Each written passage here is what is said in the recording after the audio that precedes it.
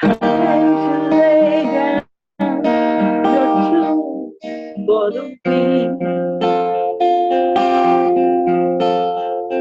It's time to watch the sunset, red and golden hue, behind the blue mountain peak. It's time to take a deep breath and sigh. Let go of all your worries in this wicked world. Just say goodbye.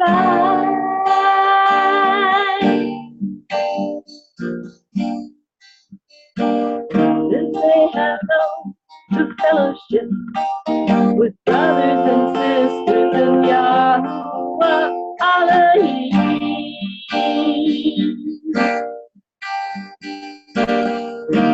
Shabbat Shalom, Shabbat Shalom, Shabbat Shalom, Shabbat Shalom. Time to rest your weary mind and read Yahuwah's word. Time to put your feet up and listen to the song of a mellow bird. It's time to kiss your husband on the cheek and make it really, really sweet. Time to take your wife's hand in your hand and be the man she needs you to be.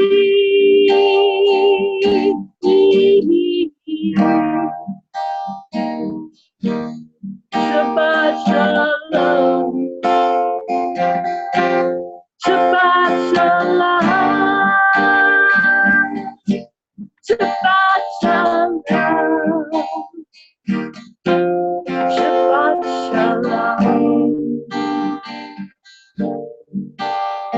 It's time to greet the brethren with a smile you really mean, and catch up on the things you learned, instructions in the way we need to be.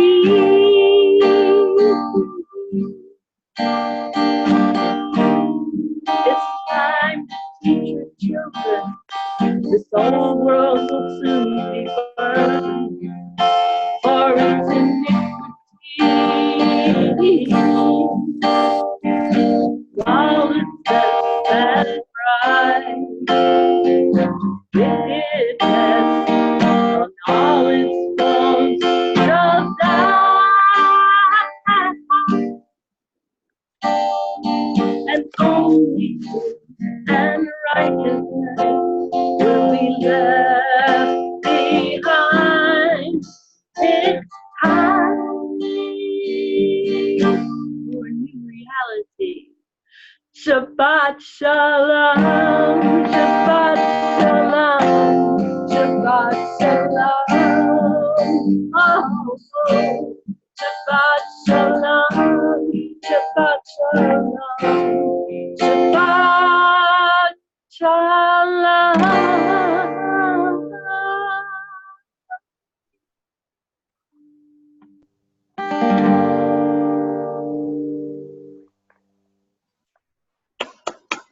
That was great, sis.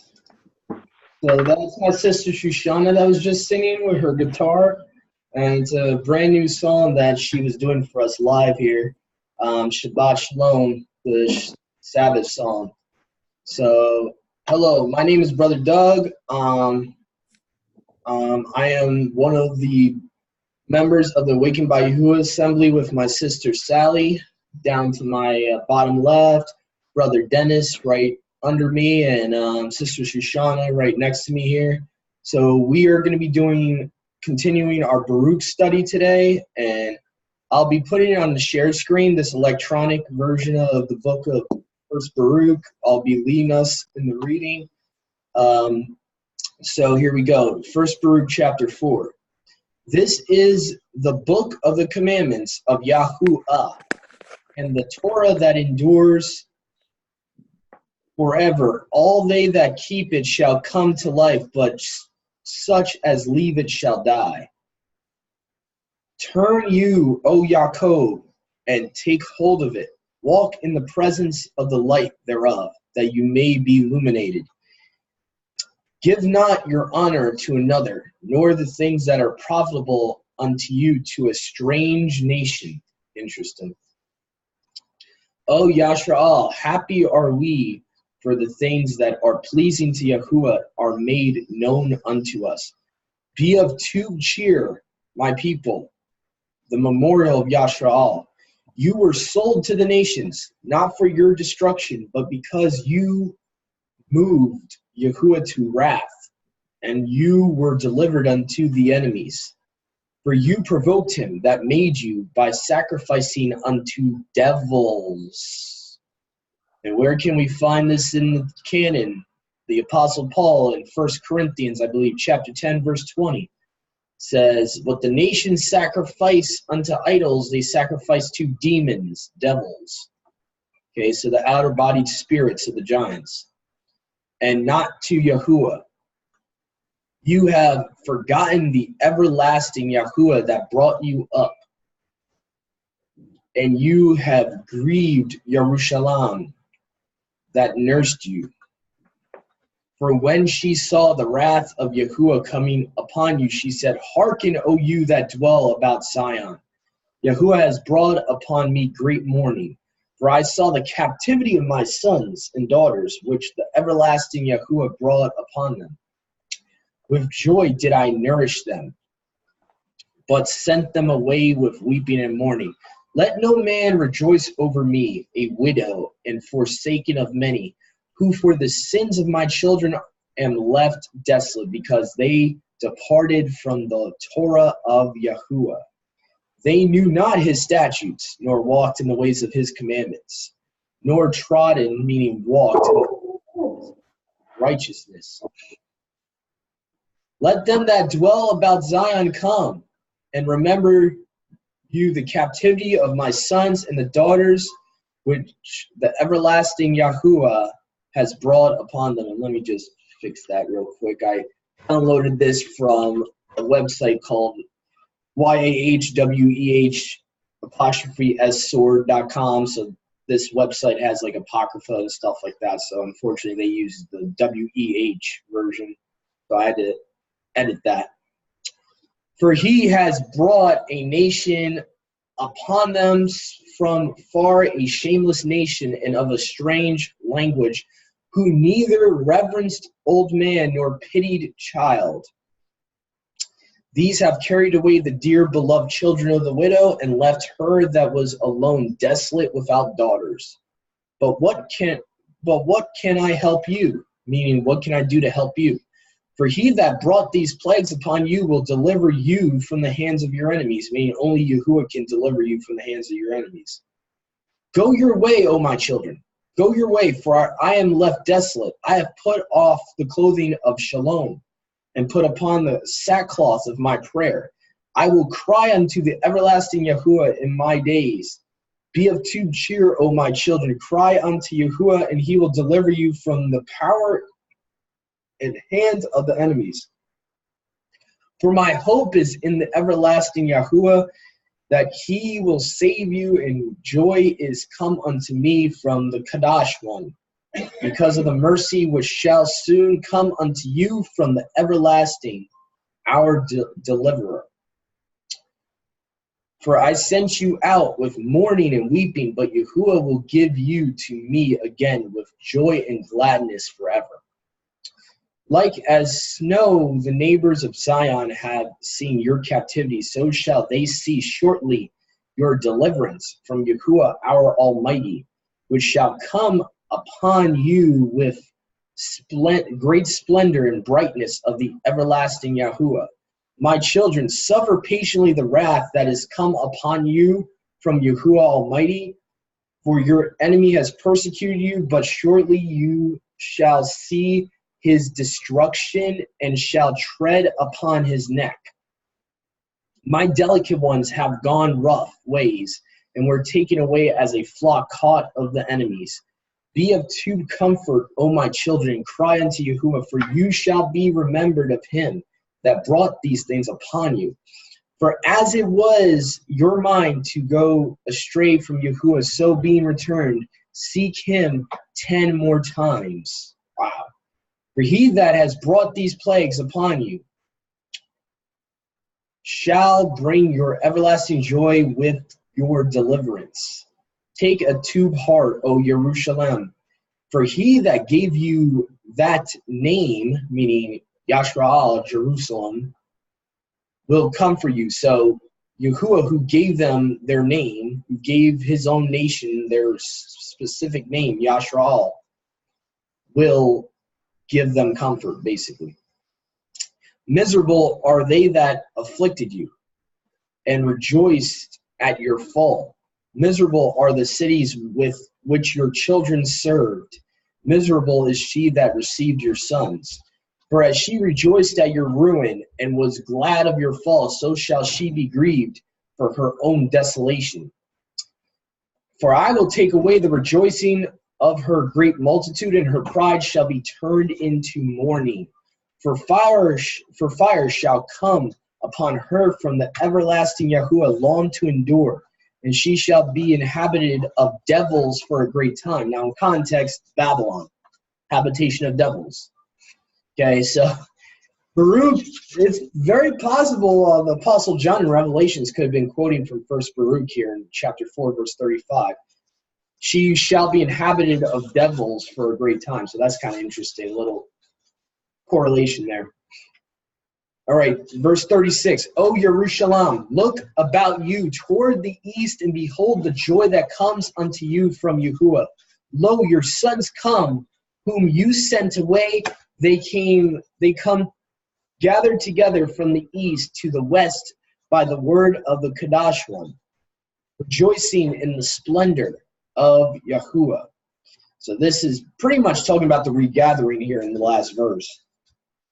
Talking about taking them from the east and the west and returning to Yahuwah. That could be talking about the second Exodus, possibly.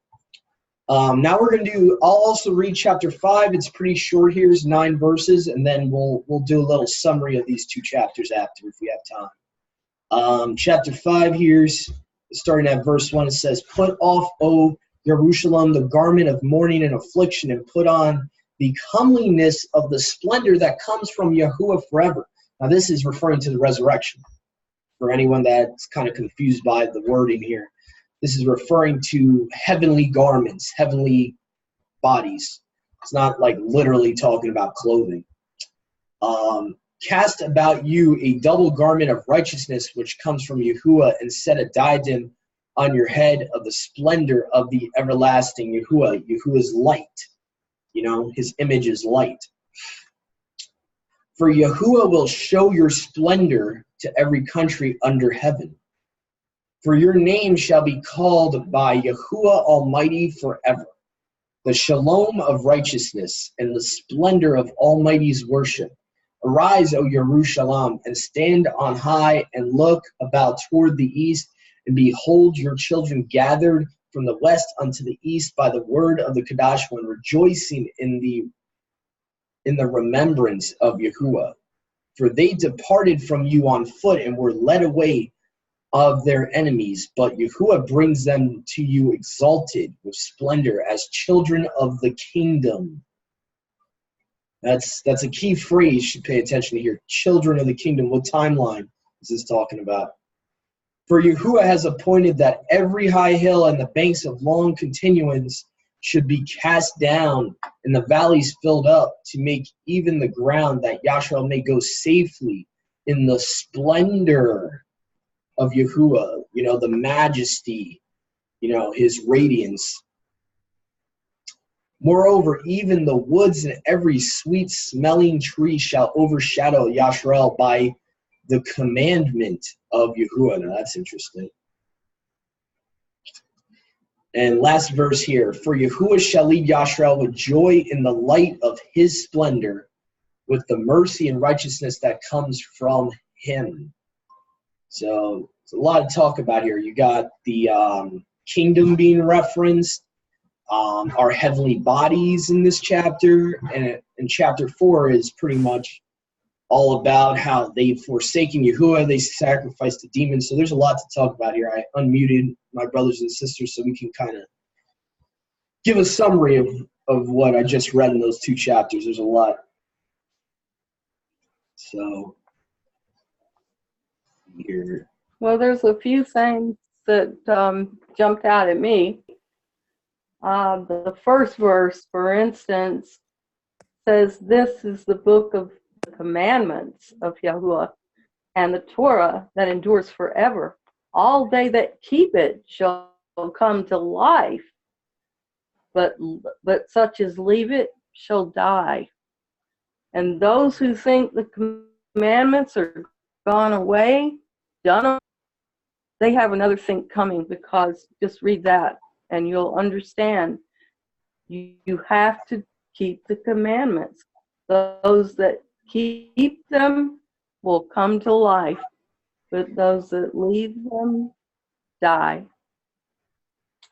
And another thing that jumped out at me, of course, was the widow whose children are not going by Yahuwah's ways, and she feels all desolate. Well, that's because I'm in that boat.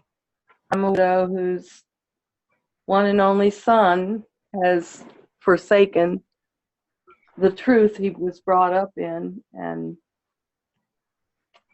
lives the way of the world now.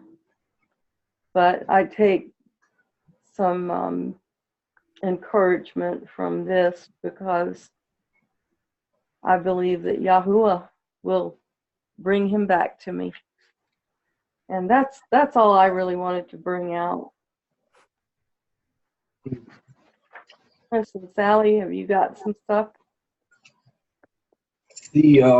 I see a lot in chapter 4 talking about pretty much Baruch is explaining to the reader why this has all happened to Yahuwah's set-apart nation. And he's explaining why they're in captivity, why they were handed into their enemies. And that's what I got from this chapter 2, was pretty much you get the narrative, you get the context from chapter 4. And pretty much they sacrificed to demons.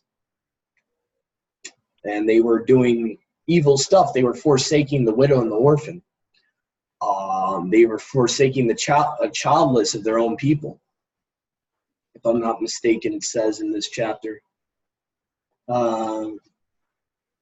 It says, "Let no man rejoice over me, a widow forsaken of many, who for the sins of my children am left desolate." So actually the widows were left desolate by their own people, which is horrible. So pretty much Yashrael became like talking about. And pretty much it's like, it's almost either one or two ways you could interpret it, that their own children left them, or that the people that are supposed to take care of the widows in all the nation of Yashrael, like the elders and stuff and the priests, weren't taking care of the fatherless, the widow, and the poor. They were just forsaking them, which is direct violation of the Torah. And that's why it says here, because they departed from the Torah of Yahuwah in verse 12. So there's multiple ways you could actually take that verse. It could be talking about literally their literal children, or it could be talking about just the people in general of Yashrael were not doing what Yahuwah told them to do regarding the orphan, the widow, the fatherless. Well, fatherless is the orphan. I mean, the poor. Like, there's actual commandments that he said in his Torah to, do not forsake the poor, the widow, and the orphan. And notice that it says they did not know his statutes. I think his word.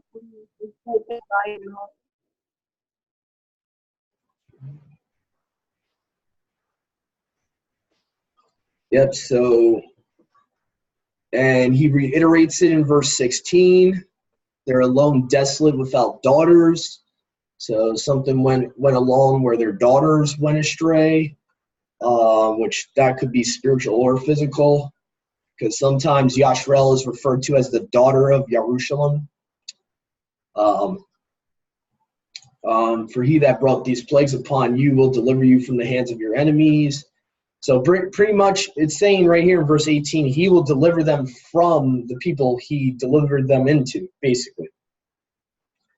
And let's see if there's anything else. Chapter 5, you get a lot too. You get that's where we get the idea of our resurrected bodies is referenced in verse 1 of chapter 5.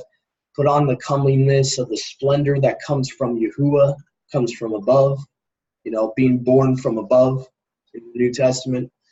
So it talks about garments of righteousness in chapter 5. Yahuwah, show your splendor to every country under heaven, so every nation will finally see Yahuwah for who he is. That's how I kind of interpret verse 3 of chapter 5. For your name shall be called by, and let's see, it says to every nation under heaven. For your name, meaning I guess Yashrel, shall be called by Yahuwah Almighty forever. The shalom of righteousness and the splendor of the Almighty's worship. So again, this seems to be talking about future millennial context. A lot of the millennials in this chapter here is kind of interesting. Look toward the east, behold your children gathered from the west. So again, they're gathered into their own land by the Father, by Yahuwah. For they departed from you on foot, were led away of their enemies, but Yahuwah brings them to you exalted with splendor as children of the kingdom. So that's kind of like the paradigm of they became, prodigal sons and daughters, and now Yahuwah's bringing them back. They departed on foot, like walking, but Yahuwah brings them back already with splendor as children of the kingdom. So that could be talking about the resurrection. Even, Matthew 24 Yahusha talks about a lot about he'll gather the elect from the four corners. So, I mean, there's a lot of stuff I see here in this chapter, in my opinion. There's a lot about the after the tribulation in millennial context in chapter 5. For Yahuwah has appointed that every high hill and banks of long continuance should be cast down. So all the high hills, where the high places are, destroyed. The valleys filled up to make even the ground, that Yashrel may go safely in the splendor of Yahuwah. Again, the heavenly garments of Yahuwah. Moreover, even the woods and every sweet-smelling tree shall overshadow Yashrel by the commandment of Yahuwah. So that's kind of interesting. The woods and every sweet-smelling tree shall overshadow Yashrel. I guess protect them or give them shade, possibly, is what that's talking about. In verse 8 there. Yeah. It says the last verse that I read when we stopped was he shall lead Yashrel with joy in the light of his splendor. Again, his image, his splendor, his radiance, his light. With the mercy and righteousness that comes from him. Now that's really important. That shows you where righteousness actually comes from. It does not come from us. Even though we do works of his righteousness, doesn't mean righteousness comes from us. So you can actually find that in Isaiah 54:17. It talks about being servants of Yahuwah, that no weapon shall prosper. In Isaiah 54:17, but it says their righteousness is of me, says Yahuwah. So that idea that righteousness comes from the Father and not from us, you can actually find in the canon also. But anyway, that's what I took from these two chapters, a lot of meat. So we got about a little less than 9 minutes. We still got some time to expound upon what we read. Sister Sally, Brother Dennis, did you find anything interesting that I might have not mentioned? Well, one thing, we're in 4 or 5, 4, 4, 6.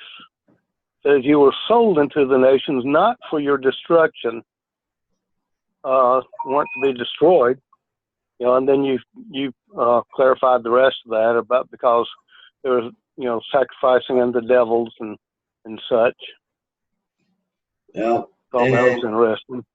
Yeah, it says because Yahuwah was moved to wrath. That verse you brought up literally says.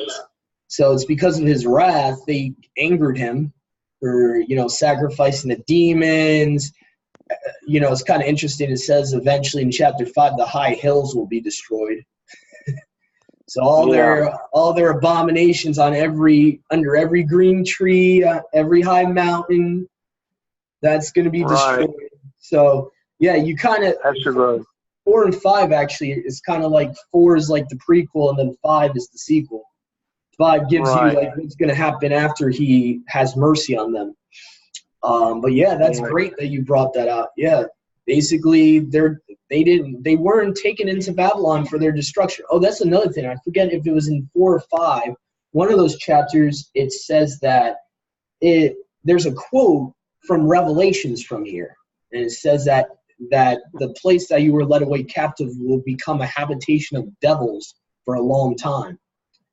And that's almost verbatim from Revelations, where John says that Babylon, where they are at this time. The time of Baruch is very close to Ezekiel and Daniel, anyone that's listening.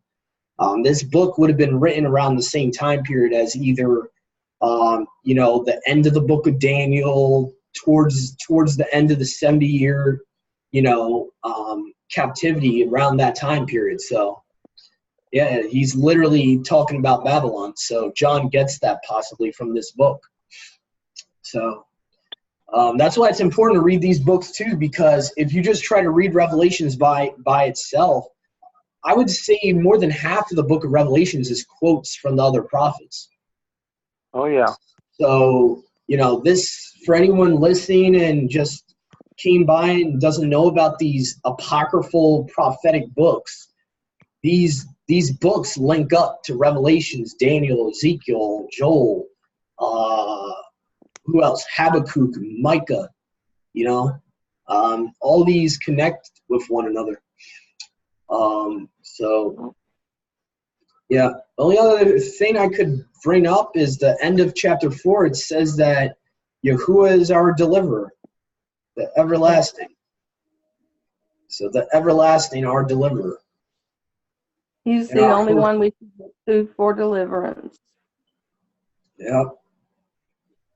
Because we won't be delivered by anyone else.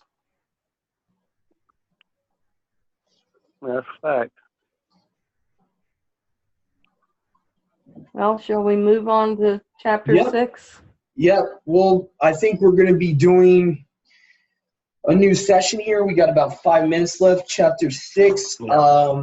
I think it will be me and Shoshana, and Dennis or Sally might also help us out with chapter 6, since it's a long one.